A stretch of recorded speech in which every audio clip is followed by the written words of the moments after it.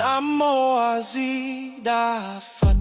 Con đã gây ra bao lầm lỗi, đều bởi vô thì tham sân si từ thân miệng ý phát sanh ra.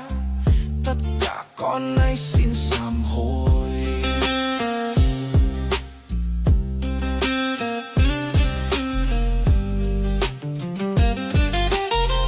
Bao tháng năm gieo đau vào đời, vết thương này chẳng rửa bằng lời. Tội lỗi như tro tàn cháy bỏng, phù trùm con trong bóng đêm dài. Đã bao lần tay con làm ác, đã bao lần miệng con gieo đau. Ý niệm đen tối giết oan khiên nặng tựa núi trăng sao gột sạch.